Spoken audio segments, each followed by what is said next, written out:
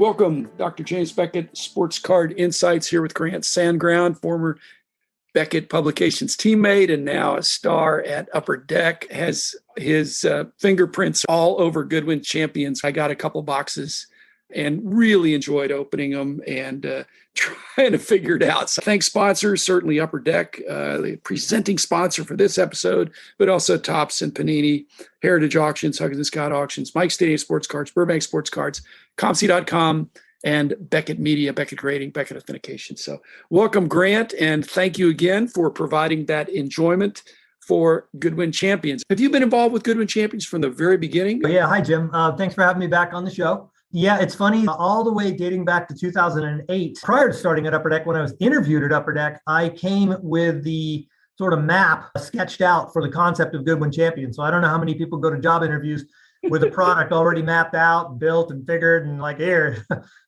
hire me and you get this. That was my job interview. And we started the first release of Goodwin in 2009.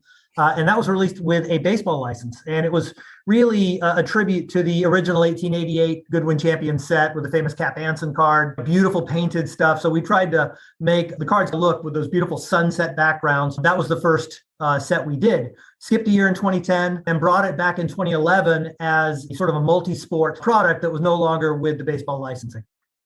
But you had your stable of Upper Deck favorites, plus you added on. Were you individually licensing celebrities and players, or did you have any group licensing for those early years there? We really built it with individual licenses. We had to go and get deals with a variety of different baseball players or basketball players, a variety of different athletes or celebrities or historical stuff. But really moving it off of that baseball license forced us to be far more creative with it. When we brought it back in 2011, I think that was the year that we brought in the bug cards, the entomology cards.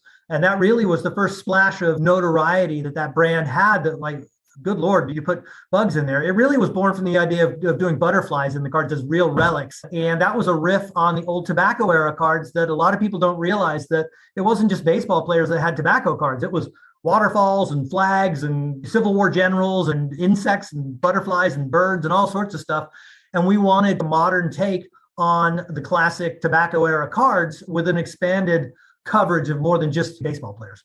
Yeah, I think people don't realize that of the T cards, the tobacco cards from the turn of the century, that being the 19th century, not the 20th, but early 20th, there are far more non-sport T cards than there are baseball T cards. Absolutely. Yeah, you're right. But now on the licensing, you don't have to license animals, I don't think. You don't have to license architecture or places, but maybe dead celebrities. Do you have to get permissions for some of the... There are guidelines. As you can imagine, there are states that are far more concerned with making sure that you're doing the right thing to pay for licensing with people like a Babe Ruth or a Mickey Mantle than it would be... Oh, gosh, you could go all the way back into antiquity. You don't have to worry about Cleopatra. That's not a problem. Winston Churchill, politicians are free. A lot of British people are free. But as you get into American celebrities and especially American athletes, even if they were subjects that played in the 1940s, quite a long time ago, you've got to make sure you have the proper licensing.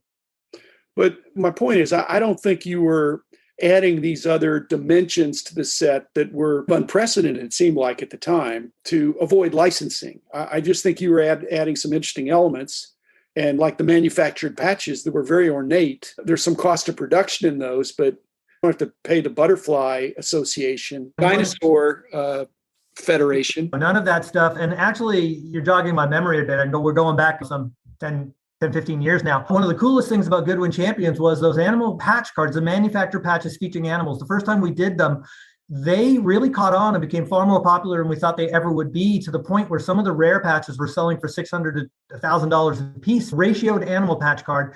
And we found that there was a lot of super collectors or bringing in their significant others or family members. It could have been a daughter or a son that a father that is a long-term collector wanted to enjoy this with, and found a platform to collect a set that was attractive to maybe their daughter, their son, their wife, where sports may not scratch that itch. Beautiful animal cards were fun to collect, and it was a great experience. And it was a really neat thing that we could provide collectors with new sets to collect as a family or to collect with their loved ones. Are you putting a new definition on what a master set is? Because it seems to me a master set used to be the set and all the inserts but would people draw the line in terms of a sports master set with Goodwin Champions, or I'm just not do they doing go straight to get everything? I'm not doing that. No. Master sets these days, I think there's so many parallels and so many one-on-ones that people have given up probably 15 years ago. Most people gave up on master sets. Hopefully we can just provide a variety of different options for people to select and pick and choose the stuff they like to collect. And if they want to collect a set of 100 animal patches, or if they want to collect a variety of different insect relic cards or whatever they may want to collect, they can collect the latest and greatest athlete that we signed, like a Michaela Schifrin or a Naomi Osaka. Those are athletes that rarely get cards. Let's face it, Patrick Mahomes has plenty of cards. Nobody's looking for a scarcity of Ja Morant options to collect, and they're fantastic athletes, and I enjoy them as much as everyone else does.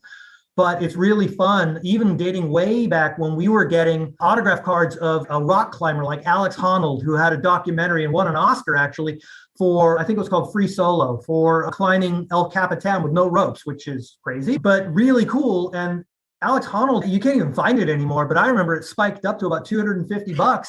And it was really neat because there was nothing else out there like that. And Goodwin Champions allows you this wide array of people to go and choose from. And in fact, we've taken this brand, and as it's morphed now, it's in its 14th year. We like to think of it, believe it or not, now in its more modern iteration, as this generation's classic started from what was an homage to 1888 N162 Goodwin Champions tobacco cards with the ornate designs. And you'll notice in this year's Goodwin, from the boxes you broke, it's a far more modern design, far more sleek, far more clean. That was very deliberate. We want to pull this brand into the modern era and present modern cards, baseball players, basketball players, football players, skiers, skateboarders, musicians. In fact, we've done extremely well with all the musician cards in this year's Goodwin. And it's just so neat to see that when you offer a variety of stuff to everybody, you hit different collecting groups that really enjoy it. Are you saying that when they're doing really well, are you talking about their base cards or some of their special inserts or numbered or autographed? That's a good question. Really, what I've seen is some of the autograph cards. And another really cool element of Goodwin is that we have so many inscribed autographs in Goodwin Champions. Where else are you getting inscriptions that are like full sentences of inscriptions? It's because these athletes haven't signed many cards before. Right. So you could have a Naomi Osaka write a full sentence of an inscription of number to 25, and it's so cool. And you could actually read their inscription and read their autograph because they haven't signed for 10 years in a row across 20 different products a year.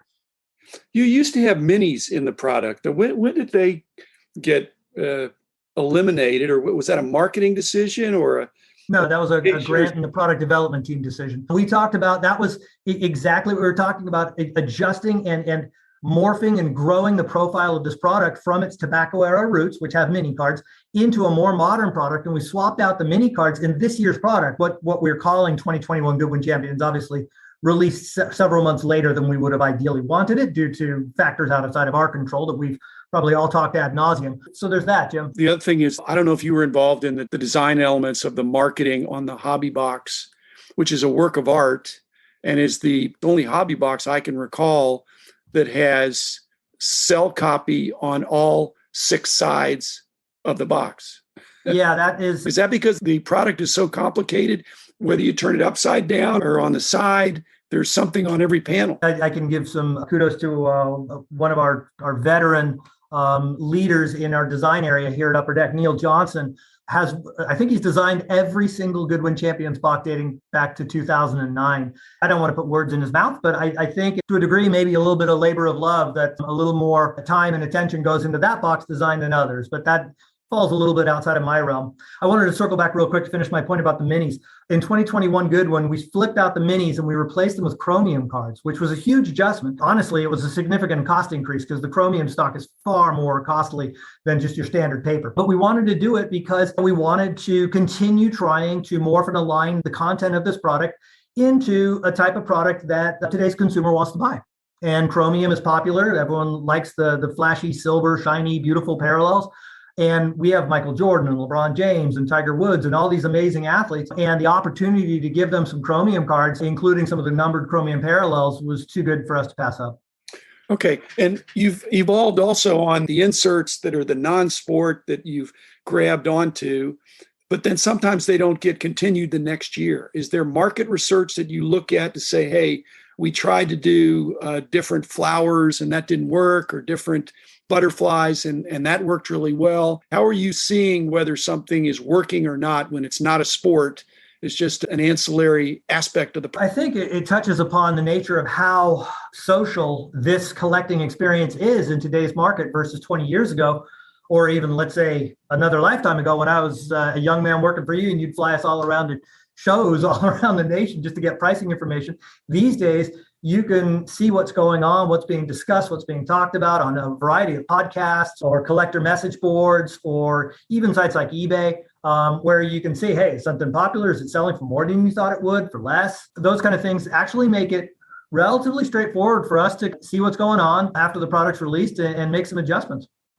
How does this product get broken for breakers? Is it tricky because you can't do it by teams explicitly, or do you have to segment it? What's the deal? Good question. Not a breaker, but I'm sure it would represent a little bit of a challenge, and it touches upon how you would break any of the burgeoning entertainment products that we produce, like the red hot Marvel sector that we have. All the Marvel stuff, it's not sports, but it's red hot, and it's the same kind of thing. How do you kind of break that stuff? I've seen some breaks where you get a letter in the alphabet. So if the athlete or subject's last name starts with an S or an R or an A, those are the cards you get. But really, I think it would be a great question posed to some of the excellent breakers that are in our industry. Is Goodwin Champions getting better each year? That's your goal? Because I think you're trying to make it better every year. We're trying. Is it just a work in progress? Or we are trying. There was a lot of interest when I opened the pack. There was a lot of different stuff in there. Admittedly, more complicated than the average product, but that's part of the allure. That is part of the allure, yes. And really, I want to give Tony Sirianni and Brian Schilling some kudos for working on this product. Tony is a product manager on this product, has been for several years, and Brian's a coordinator, has been for several years. Those guys put their heart and soul into this product, and I am more a veteran sage of wisdom at times on discussions on content and stuff. But those guys really are driving the growth of this product. And yeah, we try very hard to make it better every year. There are certain elements that we think are evergreen. We've added in recent years. Starting in 2016, we added exquisite content when we dropped in Ben Simmons cards.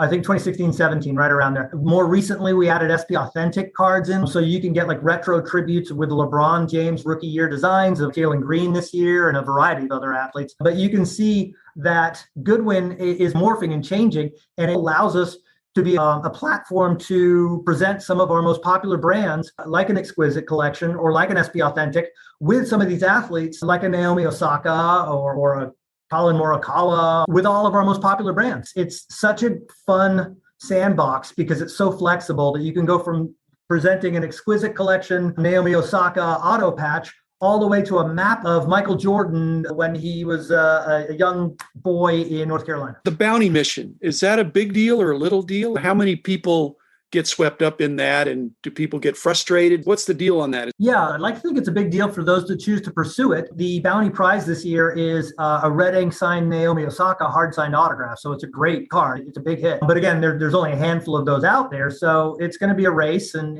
it's going to cost some money and some time to do. So for those that want to pursue it, yeah, it's a very big deal for them. Similar to some of the achievement prizing that we offer collectors on our EPAC website.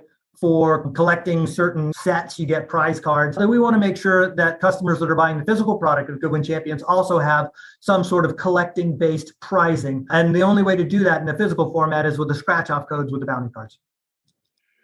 Grant, thanks for putting out a great product. And if you're the OG, what does that make me? The OG. Oh, boy, you paid your dues, and it's exciting to know that you brought that with you with a great idea that you've been percolating on, and it's come to fruition. The last note I could say about it is one of the most rewarding things I've read about this year's recent Goodwin release on various collector message boards. I've read several collectors saying it was the most fun they've had in years. I couldn't ask for any more than that. Here, I'm enjoying right now talking to you, and thanks listeners for joining in, and check out Goodwin Champions this year, previous years, and future years. So again, we'll be back tomorrow with another episode.